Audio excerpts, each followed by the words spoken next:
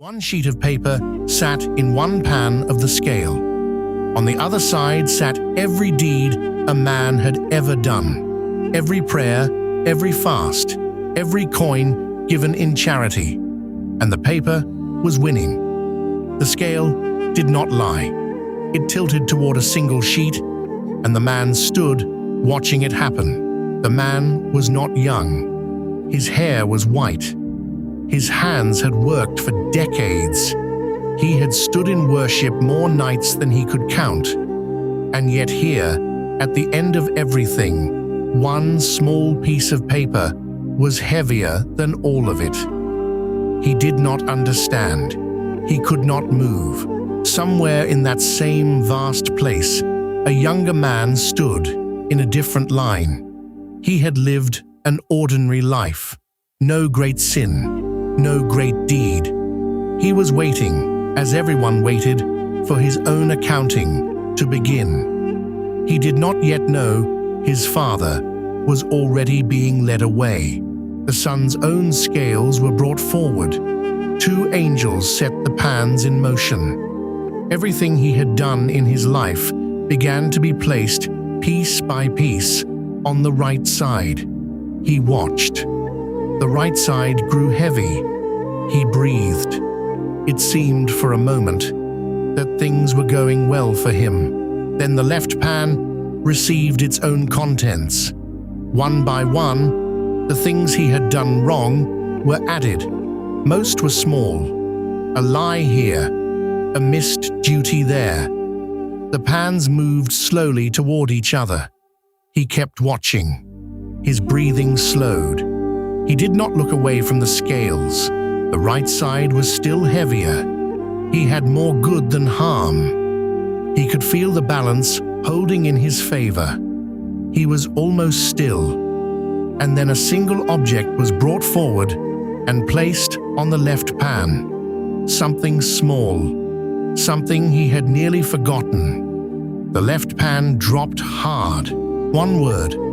That was what had been placed on the scale. One word he had spoken to his mother years ago in a moment of tiredness. He had not shouted. He had not struck her. He had simply spoken in a tone that was sharp, impatient, dismissive. One word, and the scale moved. He stood in front of his own scales and looked at what one word had done. The left pan did not move back up. He waited. Nothing shifted. The accounting was complete. The word remained where it was, holding the pan down, and the verdict was being formed around that single fact. He was not destroyed.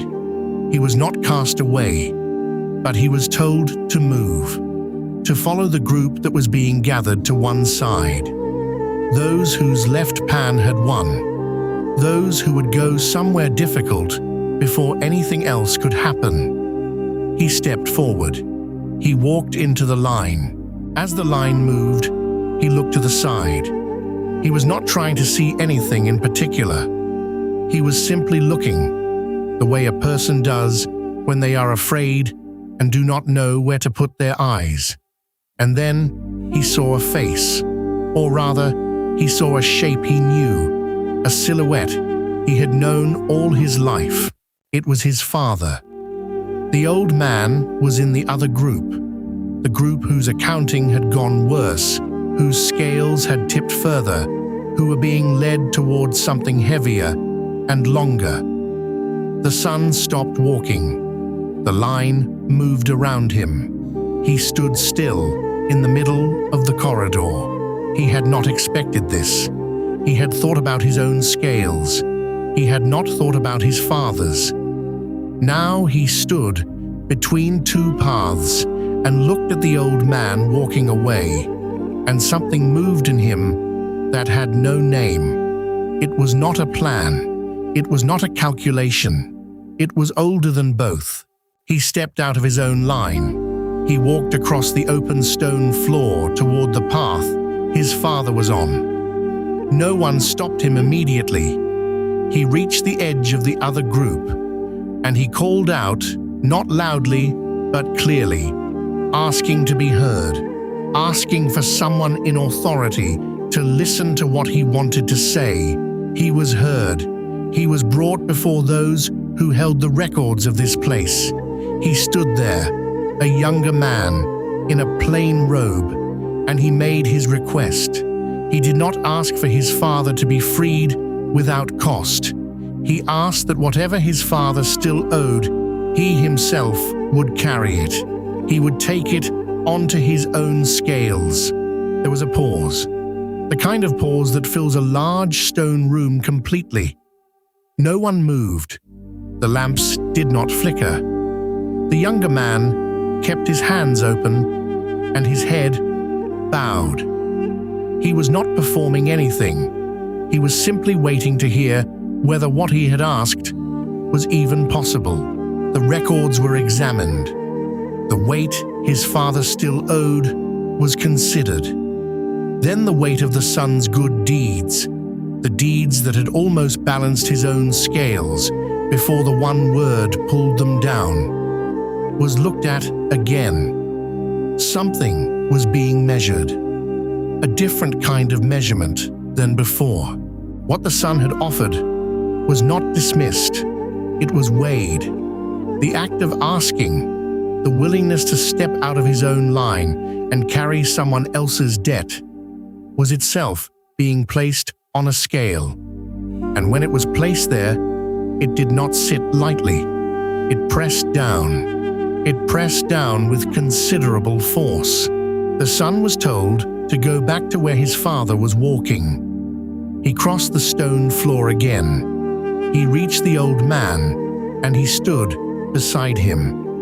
The father turned. He could not see his son's face clearly in this account, but he knew the shape of him. He had known it since the boy was small. The father did not speak first. He waited. He had learned over a long life that some moments require silence before anything else. The son put his hand on the old man's arm. The way you hold someone when you are not sure they are real. When you are afraid the moment will dissolve if you speak too soon. Then the word came. Not a word of judgment, but a word of release. Both of them. The father's debt had been absorbed by the son's act of willingness.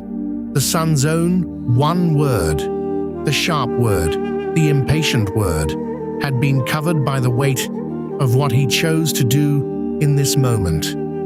Both pans had shifted. The two figures walked out of the corridor together.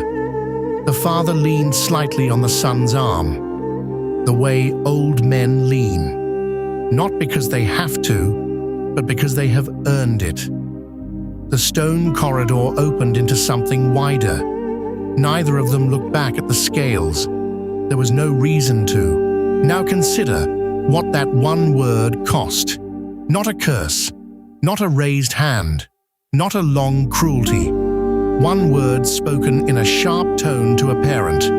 One moment of impatience, and it was enough to tip a lifetime of worship. This is what the story holds, and it does not soften it for comfort. Think of the tone you use at home, not in public, not with strangers, but inside the walls where no one is watching. Think of snapping at your mother when you are tired. Think of the half word, the sigh, the dismissal. You have done this. Every person who has ever lived in a house with a parent has done this. The scale was there, and think of what you would take back. Not the large failures, those you remember and carry, but the small ones, the quick ones, the ones that lasted 3 seconds and cost you nothing in the moment. Those are the ones this story is about. Those are the ones that sat in the pan and did not move. But the story does not end with the weight.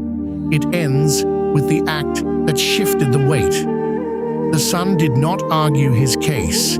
He did not list his good deeds. He stepped out of his own line and offered to carry his father's burden. That That single act of love without calculation outweighed the word. This is the second half of the lesson. It is not enough to feel regret for the sharp word. Regret sits in the pan too, and it is very light. What moves the pan is action. What moves the pan is turning toward the person you hurt and doing something real, something that costs you, something that requires you to step out of your own comfort and into their difficulty. The story is not a comfort, it is a mirror. It shows you the weight of a small thing, and it shows you that the weight can be answered, but only by something real, not by something felt. The son did not feel his way out of the corridor. He walked out of his own line. He moved his feet. That is what the scales recorded. After the corridor, after the scale, after the two figures walked out together, the story simply stops. There is no celebration recorded, no gate described, no reward named. Only the fact that they walked out side by side, the father leaning on the son, and the scales behind them, standing level and still. One word can tip a lifetime, and one act of love, real, costly, deliberate, can